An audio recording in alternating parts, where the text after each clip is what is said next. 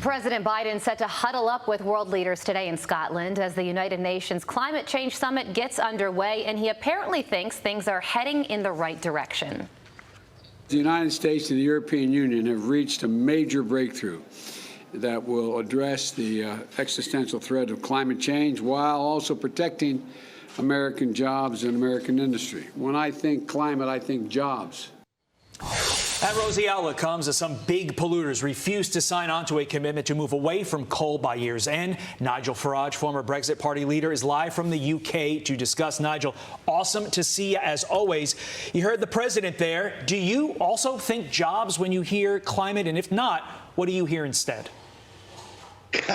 Well, when I hear CO2 reductions, there are two things I hear. Number one is the closure of refineries, the closure of chemical plants, the closure of heavy manufacturing, heavy engineering, and secondly, the migration of those jobs to India and, yes, to China.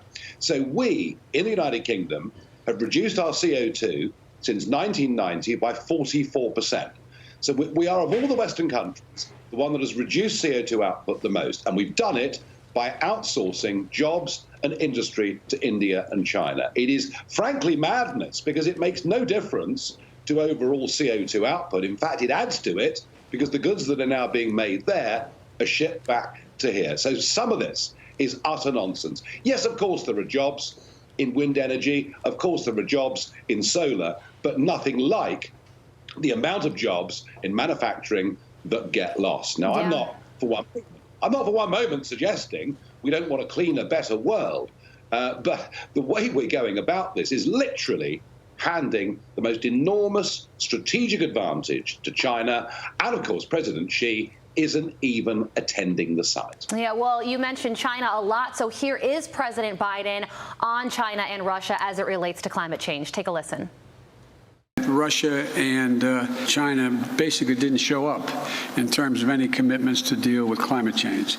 And there's a reason why people should be disappointed in that. I found it disappointing myself. And, you know, Nigel, when I heard the president say that, I was reminded of the fact that he gave the green light to Russia's Nord Stream 2 pipeline, which allows Russia to create more oil and gas while killing the Keystone XL pipeline at home. So in that instance, President Biden, was part of the problem. Absolutely, and that's the same phenomenon that we've been through. Don't produce anything at home, have it all done by Russia and other countries like that. I mean, it's complete madness. It's totally hypocritical. And what he could have added is, OK, China's not going, Russia's not going. India, well, Modi is going, but I think very reluctant, given income per head, to change much in terms of coal use in India. So you've basically got about 40% of the world's outputters of CO2 who are not going to budge an inch, and the rest of us are supposed to have expensive energy in return. It doesn't make sense. So true. Quickly, he can't even pass his own agenda with his own party, and that agenda includes a huge climate change component. Now he's playing big shot on the world stage. How ridiculous does the United States look because of that?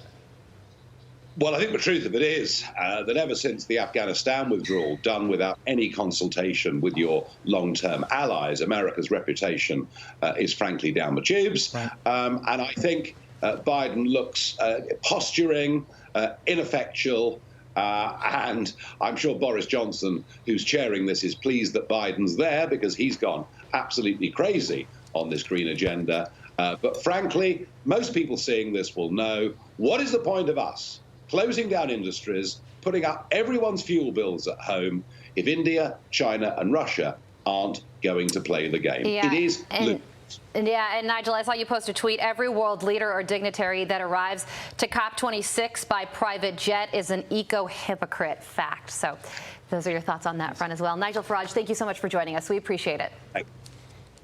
I'm Steve Ducey. I'm Brian Kilmeade. And I'm Ainsley Earhart. And click here to subscribe to the Fox News YouTube page to catch our hottest interviews and most compelling analysis.